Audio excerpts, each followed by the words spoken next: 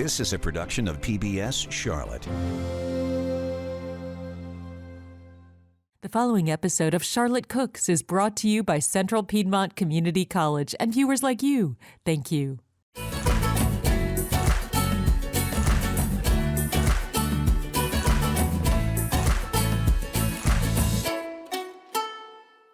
Hello and welcome to this edition of Charlotte Cooks. I'm Chef Pamela Roberts, and I'm so glad you're here with us today because we are going to continue exploring Southern foodways. And today we're going to have a little bit of a history lesson about the rivalry between Virginia, North Carolina, and Georgia about Brunswick stew. All three states all claim ownership of it, and all three states say our recipe is the best. But we have with us today Chef Yvette Kerns from Petite Cook Charlotte. She is a personal chef here in Charlotte, and she has grown up with Brunswick stew. Hi, Yvette. Hi, how are you? I'm great. Good. I'm so glad you're here with us today. Thanks for having me. So tell us a little bit about a history, something about Brunswick stew that we don't know. Yeah, so Brunswick stew actually originated back July 2nd, 1898. So we have just rung in the 125th birthday of Brunswick stew. Well, this better be really good stew. Yeah, and so the history behind Brunswick stew, how in its real form, the plantation workers as well as the plantation owners, they would gather the leftover vegetables. The people gathered together as a community and built a fire, campfire, and caught squirrel. Oh, yeah. So it wasn't chicken or pork, it was squirrel. And, just the bounty of whatever they had left over, they made use of it. And people brought things that they had. Did. Everybody contributed something. Absolutely. And that was pretty much how Brunswick stew started. Yes. And that's why you find a lot of different recipes that have different ingredients in it, because there's not necessarily any one set recipe for Brunswick stew. There really isn't. And you can really varies. create it and make it your own. Some people just use pulled chicken. Some people will use pulled pork. Some people will use both. And today I'm fusing both of them together to make one that has both meats in it. Well, show us how it goes together. Sure. So first you want to have your pot. You want to make sure you've got ample space in here so that it doesn't boil over. And you just want to take a tad bit of your butter. Just whole butter. Whole butter. So real simply, you're going to just put a little butter in there. So then we're going to add our onions, and that is 1 diced onion. You can use yellow, Vidalia, really whatever you want. I always go for Vidalia because they're a little bit sweet. And so you're going to just sweat out the onions just a bit there. And really it's so easy because it's going to stew for quite some time. And then you want to add your meat. So I have the pulled chicken. These are already cooked. Yeah, if you really want to do a shortcut version, you could buy a rotisserie chicken and debone it. If you want to bake some in the oven, wrap it real well in tin foil, season it lightly, and then just shred it when it comes out. Really, So it doesn't need to be a smoked chicken. It doesn't. I prefer that, and I do, and I use like a rub. Yeah. But also too, some people that I know in my family, they'll go to their favorite barbecue restaurant and they'll purchase the pulled chicken and they'll purchase the pulled barbecue. We're gonna just pop the chicken in there. And Pam, can I give this to you? Absolutely. And so it's you want to do about 1 pound of chicken and 1 pound of pork. Brunswick stew has a lot of meat in it. It's a lot of meat. I guess they did a lot of squirrels way back in 1898. And then just kind of sweat that out just for a tad bit. You don't really need to cook it too long like that because it's just going to... It's already cooked. We're just trying to warm it up at this point, right? Easy. And then you want to take your frozen vegetables. Okay, now, so you can use frozen. They don't have to be fresh. You can use frozen, and I prefer the frozen. Okay. Some people will use canned. My grandmother used to use the can. Yeah, I like you can if you're in a quick, quick hurry or whatever. If your kids really like the canned vegetables, but so I like to add the corn and okra. Okra, you have to have it. Gotta have the okra. If it's Southern and it's a stew, you have to have okra. And all these are about 10 to 12 ounce bags of frozen vegetables. You can kind of eyeball if it's a little over 10 ounces, it's totally fine. So, and then you're just going to give that a big mix again. And, it already smells lovely. Right? It smells fantastic. And the next thing you want to do is dice up 3 potatoes. 3 whole big, these are the baking potatoes? 3 whole big russet potatoes. Okay. And dice them real tiny because, no one likes a real hard potato when you are biting into anything. So we're just going to pop that in there. And then we're just going to continue by adding our 28 ounce can of crushed tomatoes. Okay. Now, Pam, Could it be just tomato juice if that's what you had? yeah, tomato juice, Vegetable juice? vegetable juice, tomato sauce. I mean, you could probably get away if all you had in your pantry was like mild seasoned spaghetti sauce. You could use a diced tomato in there? You could use diced tomatoes, sure you can. So once you get those tomatoes all blended in there, we're going to go ahead and add, this is my secret ingredient. You can purchase any type of a sweet, spicy pickle. Okay. This is a 1/2 cup of a sweet, spicy pickle juice. Oh. There's a lot of different brands out there. Just take a look at the store. Yeah. And you this want is it to be spicy and sweet. So this will add a little kick and a little sweet to your stew. And you guys, if you aren't saving your pickle juice at home when that bottle is empty, you are missing out. Pickle juice can do so many things. Yeah. We should have a show on pickle juice. You should, Pickle juice definitely. So you get the pickle juice all mixed up in there as well. Then ketchup. Ketchup, okay. So yeah, regular ketchup here, and we're gonna put that in there. Again, it adds to the tomato flavor Yes, of the one that absolutely. I do. Absolutely. And Pam, like I said, not everyone likes a tomato-based Brunswick stew. And depending on where you go and get it, any type of restaurant, it may or may not really be red at all. I don't know if you've ever seen them. We're almost like a tannish color. I've seen those. I've also seen it made with barbecue sauce instead of You tomato. can do that, and that's another quick shortcut if you wanted. Now, speaking of barbecue sauce, we know that barbecue sauce is smoky, right? Yep. And so another awesome ingredient that I use in this is liquid smoke. Liquid smoke. Liquid okay, smoke. So, yeah. So if you So- don't have your pork and your chicken that's already smoked, you can add Absolutely. that smoke flavor And by that's using liquid why smoke. I added this in here today, Nice. just to give a little bit extra smoky flavor. Nice. And then you just mix that up, and then I like to use coconut aminos. Okay. If you didn't have coconut aminos, what could you A substitute? little soy sauce. Little soy yeah, sauce. similar to soy sauce. Okay. I prefer coconut aminos Okay. because it just has a little bit of a sweet Yes, yes, undertone it does. to it, Yes, where it does. soy sauce does not. Pure salt. Yep. So we're going to add that in there. And then we're going to just stir it around one more time. And the last secret ingredient that I like to use is Worcestershire sauce. Okay. Okay. You got a lot of flavors packed into A here. lot of Yvette. flavors. But you know, when it's all done, they all blend and mesh so well together. Yes, that's the magic of it. Absolutely, it's going to be delicious. So that is pretty much your Brunswick stew. And then the real key thing is thyme. I was just going to say, the Thyme. whole secret to Yes. stewing is to let it simmer Let it for simmer. a long Don't lift time. the lid. Don't Right. lift the lid after 5 minutes. You wanna Let let it it really simmer. simmer. And go ahead and put it on a low after it starts to bubble a little bit. Mm-hmm. One thing you do want to put on the top right here is the rest of the butter. So that keeps the air out of it. It and does. just lets it sit there and melt. Yep. And then we're going to add some crushed red pepper. We're going to add brown sugar, This is going to give it a little touch of a sweetness. little touch of sweetness.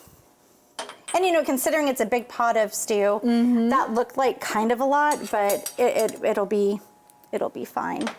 And then pepper, salt, And then I think this is your garlic and powder. that's your garlic powder. A little bit of garlic powder. Some people don't use garlic powder in their Brunswick stew, but I kind of like a little garlic. And I like garlic and I like garlic powder. Yep.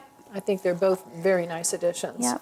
So what you want to do is just leave the rest of that stick of butter on top. Okay. And it's just going to kind of melt and mesh into there as it's stewing. All right. So we're going to leave that right there. You see it's bubbling already. Yes. And so that's it, Pam. And we're going So to we're just going to put a lid on it. put a lid on it and let it go and let it do its magic on its own. right. Next, we're going to make some cornbread. We are going to make some For our cornbread. cornbread, we need a cast iron skillet. Now, Yes. you don't need a cast iron skillet, but the best cornbread is made in a cast iron skillet. It is. In fact, if you only have a cast iron skillet just to make cornbread in, the world will smile upon you. Okay. But nonetheless, we're going to start with the cast iron skillet. And Yvette, tell us the ingredients that we're going to use for our southern cornbread. Yeah. And while you're mixing this together, tell us the difference between northern and southern cornbread, Sure, because there's sure. a big difference. There is a really big difference. So the first big difference is in southern cornbread, you use 100% cornmeal. You don't use any flour. Okay. So that's the biggest difference. Well, one of the biggest differences. In northern cornbread, you're going to use a blend of the cornmeal and flour. So northern cornbread is going to be a little more cakey because of the flour. Exactly. Yep. It is more like cake than it is It like really is. would be considered cornbread. Yeah, and then you're just going to add your salt So all your dry ingredients. All your dry ingredients, baking powder, baking soda. Baking powder and baking soda. Yes. And then that's what's going to give it a rise. Give it a little bit of a rise. And then we in the South use a little sugar because we're already sweet enough, honey. And we got our sweet tea on the table too. We are already sweet enough. We don't need much sugar in ours. But so yeah, just like a tablespoon or so of sugar, that's it. In the North, they use a lot of sugar. A lot of sugar. Yeah, and I typically don't make Northern cornbread. Yeah. But they do. It is definitely more like cake. Yeah, it is very sweet. It is very sweet. It is very sweet. And one of the reasons we use sugar in our cornmeal is because it helps counteract any kind of bitterness that might be in that cornmeal. It makes it nice and mild. So we're gonna just blend our dry ingredients together just for a minute or so, just to make sure everything's incorporated. All incorporated. Yep, you got that. And then really simple, I just do everything in one bowl. I use a whisk. I don't get out the blender or the mixer or anything like that. And you just start adding your wet ingredients. So you've got 2 eggs, and you have canola oil. And I do the secret ingredient of cream corn. I love corn in my cornbread. Yes, I do too. And you know, some people will even add like diced jalapenos or yeah, whatever. they do. Cheddar cheese and stuff like that. Absolutely. So you can really customize, you know, your if you stick to like the framework of this particular recipe, you can change it up and, you know, add those type of things in there that you like. So anyway, and then of course the biggest difference besides the cornmeal and the sugar is we use buttermilk in Southern cornbread only. But in the North, they only use milk. They do not use buttermilk. And the nice thing about using buttermilk is it has an acid component in there, and it also helps activate some of that baking powder that we have in there. If you've ever seen that double-acting baking powder, double-acting means that it's going to start a leavening process, which means a rising process, 2 times. Once when it hits the liquid, and the second time when it hits the heat in the oven. And so you don't want to let this sit around after you mix the wet ingredients in. You can leave the dry ingredients mixed up all day long. Right. And you can combine all your wet ingredients, but don't put them together until you're ready to put it in the pan and put it in the oven because of that double-acting baking soda. The science behind cornbread, The Chef science Pam. behind cooking is amazing. You know, people think I don't need to know science, I don't need to know math, but cooking is nothing more than science and a big math problem with science and heat applied. You got that. Know? So the final component is going to be butter. More butter, melted butter. Melted butter, and we're going to pop that in there and then just mix that around. So this is not clarified butter. This is you whole can just butter use, just melted. whole unsalted butter. Big difference between the two. Clarified butter is just the oil. Whole butter's got those milk solids in it and that flavor in there also. And you know, if you don't have unsalted butter at home, if you had to use salted, it's not going to alter it too much, but no. So then once you get this all blended up, and really use, I would say, a moderate amount of elbow grease with a good whisk. This is actually an excellent whisk, thank you. Oh, you're welcome.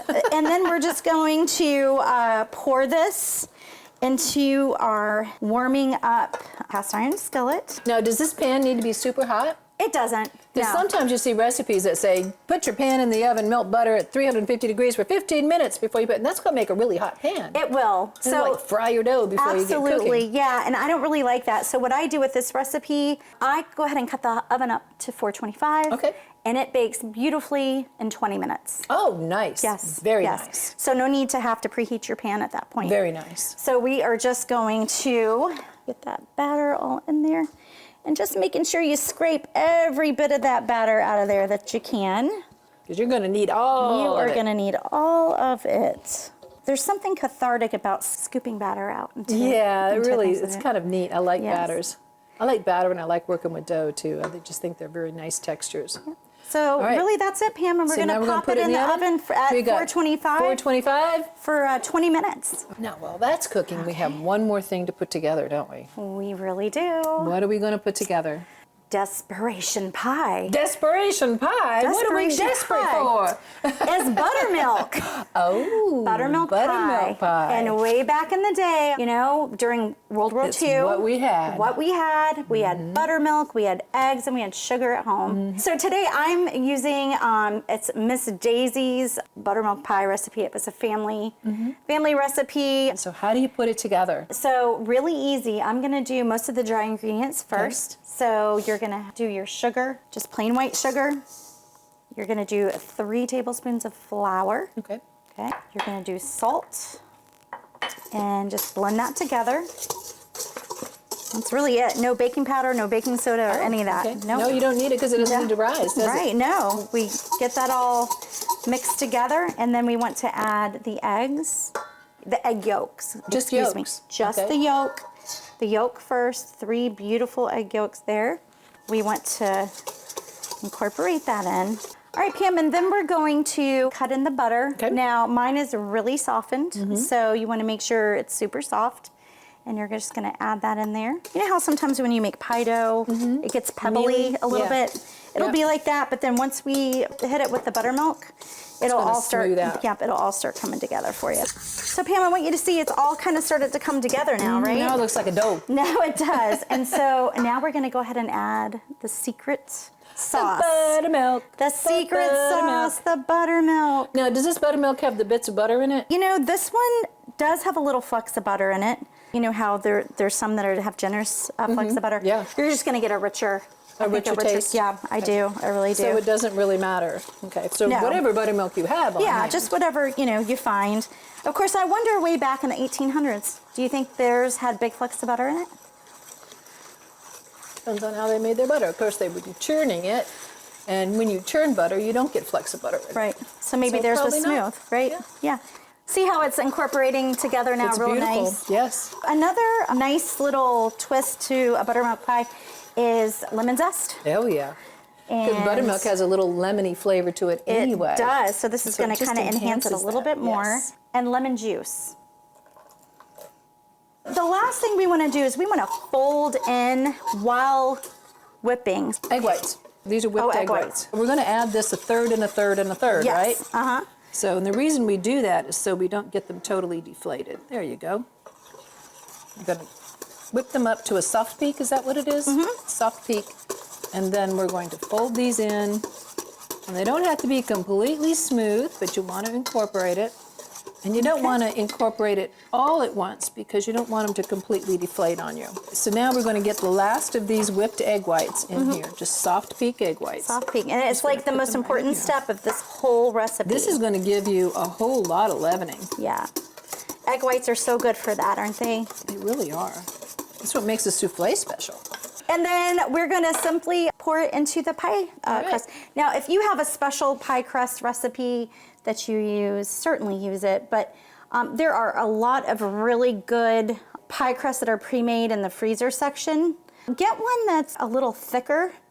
There'll be some that are a little thin. This one's thicker and holds well for the buttermilk pie. And there you go. And then all we have to do is we're going to bake it at 400 for 10 minutes. That's it.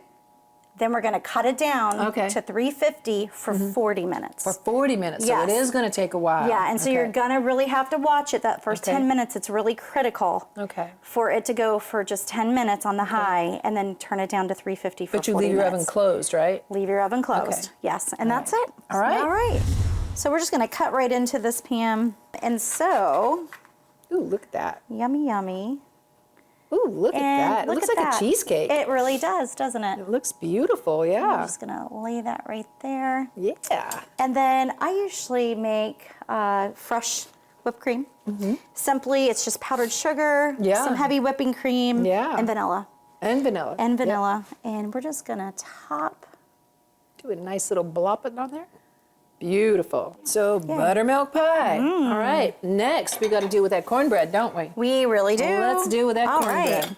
So you put the butter on there, so we have a nice little butter on the top of the cornbread. just That threw, looks beautiful. threw some there. Look at how it pulled away from the sides. Uh-huh. Nice golden brown edge on it. Look at that. Isn't that pretty? That looks great. Southern cornbread. Southern cornbread to we're go gonna- with our Brunswick stew. There we go. Yes. So, you know, you can find Brunswick stew at most barbecue places. You can also find it in other restaurants around that are serving like Southern cuisine and things. Doesn't have to be a barbecue restaurant, but you will always find it served with cornbread. You can make a meal out of Brunswick stew. All right. There goes our cornbread. Cornbread. Oh, Yummy, yummy, yummy, yummy. Yummy, yummy. And now, look at that. Oh, that is really pretty. Crumble that into the Brunswick stew. Okay. Ooh. Oh, yes. Look at that. And it's truly a stew. stew. It's not a stew. soup. It's not stoop. It is stew. Stew. It really is. It really is. Nice and yum. thick. What a way to celebrate the 125th birthday of the inception of Brunswick Stew, right? Let's bowl that up. Put Yes. some in that bowl. Yummy. Look at that. It really is a nice thick stew. And this won't stick to your really ribs, is. not at all. This will leave you hungry, so you might want to have 2 or 3 bowls, right? Yes. And you know what you can do, I know we like it at home, if you want it to leave a little space on the side and put your wedge of cornbread on there, you can. Ooh, so it soaks up? Yeah, Yeah, yeah, yep. that sounds great. Yes. So That sounds really great. All righty then. the quintessential Southern meal. Right? Absolutely it is. Yes. Let me have that, and I'm going to show everybody at home what we made today. The aroma is fantastic. Brunswick stew. I think North Carolina won this one today, don't you? I think so, definitely. There we go. North Carolina, Brunswick stew. Virginia, Georgia, eat your hearts out. And we are going to combine that with Southern cornbread that has just a touch of sugar in there, made with cornmeal and nut flour. And then from Kentucky, we have got the beautiful buttermilk pie, the desperation pie. The desperation pie. And there we go. There's our Southern meal. Y'all can make this.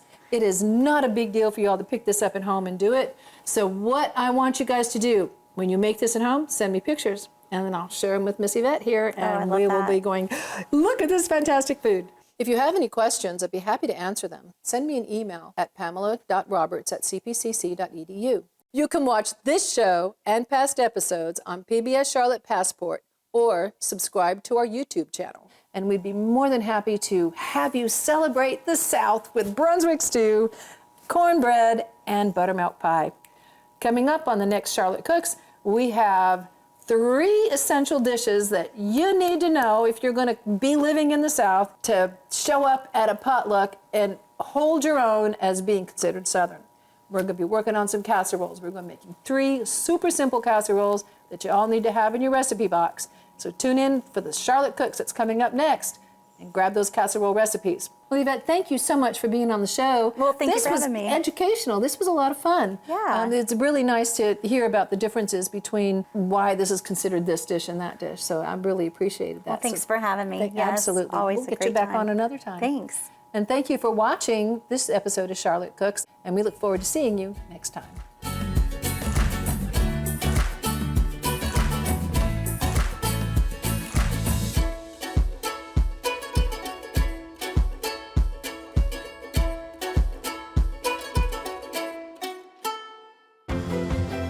A production of PBS Charlotte.